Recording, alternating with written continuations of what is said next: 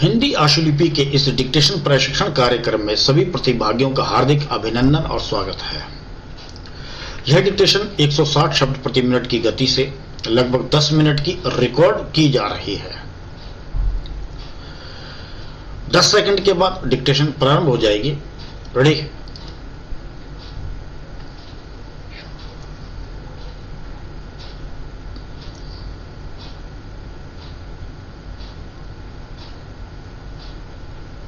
Yes. अध्यक्ष महोदय, मैं इस सदन में वित्त विधेयक का समर्थन करने के लिए खड़ा हुआ हूं। उत्तर प्रदेश की आबादी बहुत बड़ी है और उसका क्षेत्र भी बहुत बड़ा है, इसलिए यह आवश्यक है कि उत्तर प्रदेश को उसकी आबादी और क्षेत्र के मुताबिक विकास योजनाओं के लिए केंद्र से आर्थिक सहायता दी जाए। इसके बिना उत्तर प्रदेश की तरक्की होना असंभव है। भारत का किसान इस देश का जीवन है। किसान की खुशहाली पर ही सारे देश की तरक्की निर्भर करती है। अगर उसका जीवन खुशहाल होगा तो देश भी खुशहाल होगा। इसलिए यह जरूरी है कि किसान की दैनिक जीवन की चीजें सस्ती हों और उसको खाद और कृषि यंत्र सस्ते दामों पर मिले। पानी के लिए उसको भगवान की तरफ न देखना पड़े, बल्कि उसको सिंचाई के विषय में आत्मनिर्भर बनाया जाए। जब तक किसान को पूरी सहूलियतें नहीं दी जाएंगी, तब तक देश तरक्की नहीं कर सकता है। मेरा यह भी निवेदन है कि जिन परिवारों में खेती का काम होता है, उन परिवारों के बच्चों को कृषि विभाग में नौकरी देनी चाहिए। यह मैं आवश्यक समझता हूं, क्योंकि उन्हें कृषि के बारे में व्यावहारिक ज्ञान होता है। सभापति महोदय, केंद्र सरकार ने सबका साथ सबका विकास की नीति अपनाई है और सरकार समाजवाद की तरफ कदम बढ़ा रही है, लेकिन हम देखते हैं कि बड़े और छोटे सरकारी कर्मचारियों के वेतन में बड़ा फर्क है। बड़े अधिकारियों का वेतन लाखों में है, जबकि चपरासी आदि छोटे सरकारी कर्मचारियों को बहुत कम वेतन मिलता है। आज वेतन में यह जो फर्क है वह समाप्त होना चाहिए। मेरा निवेदन है कि सरकारी कर्मचारियों के वेतन में 1 और 10 का फर्क होना चाहिए।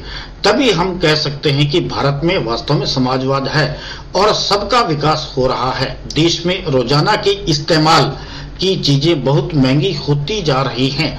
देश में महंगाई दिन प्रतिदिन बढ़ रही है और सारे देश में बेचैनी फैल रही है।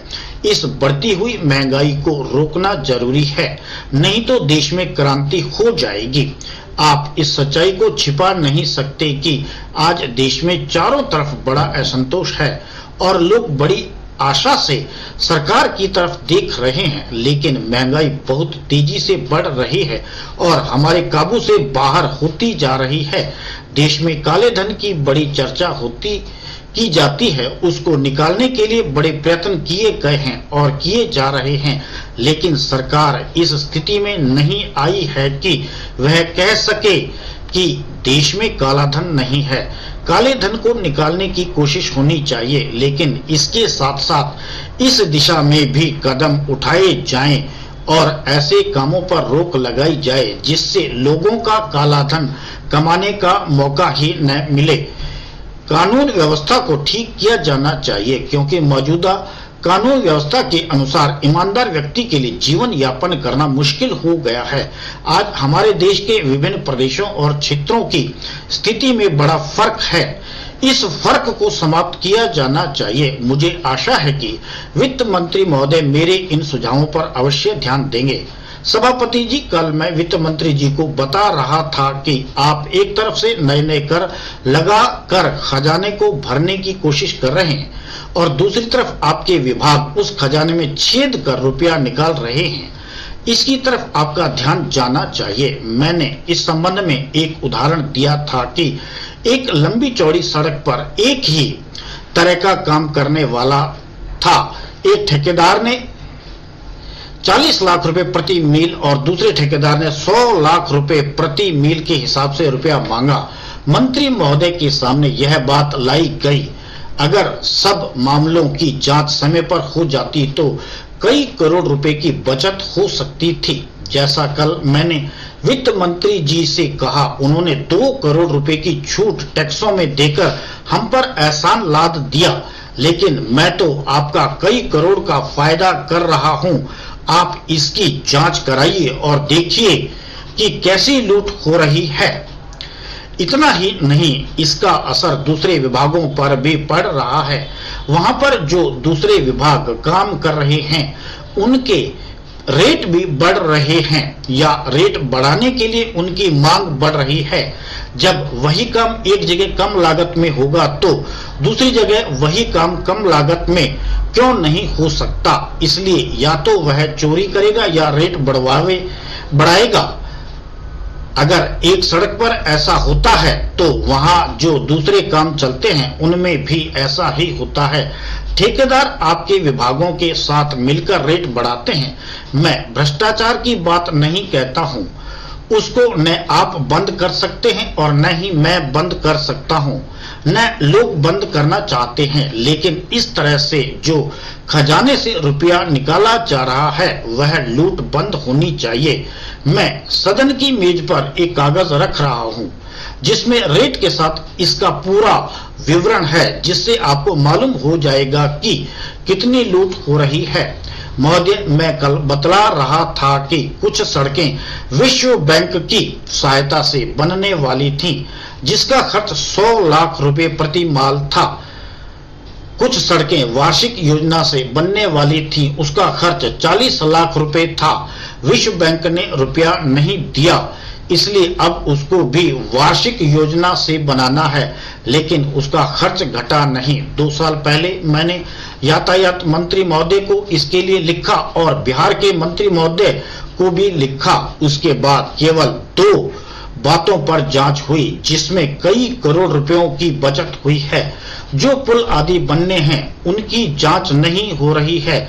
इस तरह से ही प्राइवेट अस्पतालों में भी तरह तरह की लूट मची हुई है, पर कार्य के मनमाने रेट तय किए हुए हैं। प्राइवेट अस्पतालों में डॉक्टर की फीस भी मनमाने ढंग से बहुत अधिक रखी हुई है। कमीशन के लिए उपचार के नाम पर अनावश्यक जांच भी डॉक्टरों द्वारा कराई जाती है। जब आप हर चीज के दाम निर्धारित कर सकते हैं तो चिकित्सा के क्षेत्र में दाम निर्धारित क्यों नहीं कर सकते। केंद्र सरकार की चिकित्सा नीति के अनुसार ही चिकित्सा के क्षेत्र में हर काम के दाम निर्धारित किए जाएं। केंद्र सरकार के कर्मचारियों के लिए प्राइवेट अस्पतालों में उपचार कराने के लिए जो रेट लिस्ट जारी की हुई है, आम जनता पर भी वही लागू होना चाहिए। केंद्रीय स्वास्थ्य मंत्रालय और वित्त मंत्रालय को इस ओर ध्यान देना चाहिए, लेकिन देश की जनता का दुर्भाग्य है कि न तो केंद्र सरकार इस ओर ध्यान दे रही है और न ही राज्य सरकारें इस लूट की ओर ध्यान दे रही हैं। सरकार द्वारा जनता के लिए मुफ्त में 5 लाख का उपचार कराने हेतु भी आदेश हुए हैं। इसमें भी कई तरह की लूट प्राइवेट अस्पतालों ने मचा रखी है।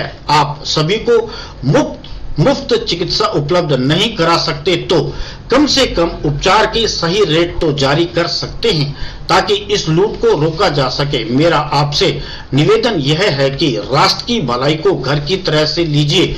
घर को सुखी बनाने के लिए सबसे पहली चीज यही होनी चाहिए कि घर के लोगों को अनाज पूरा मिलना चाहिए, देश के हर आदमी को भोजन मिले, फिर राष्ट्र की ओर देखें। आदमी राष्ट्र और संसार की ओर तभी देख पाता है जब उसको पेट भर रोटी मिले। यदि उसे रोटी नहीं मिलती है तो उसके सामने राष्ट्र और संसार की बात करना बेकार है। मैं कहता हूं कि जब देश में लोग भूखे हों तब हमें गद्दी पर बैठने का, पंखा चलाने का और तरह तरह के नाच गाने का क्या अधिकार है। यह सबसे पहले बंद होना चाहिए। यदि हम इंसानियत का नारा लगाते हैं तो पहले यह होना चाहिए। मेरा निवेदन यह भी है कि देश में अन्न पैदा करने की दिशा में हमें जिस प्रकार की सावधानी बरतनी चाहिए थी वह वास्तव में बरती नहीं गई है और अन्न के उत्पादन में हम सावधानी से काम नहीं कर रहे हैं।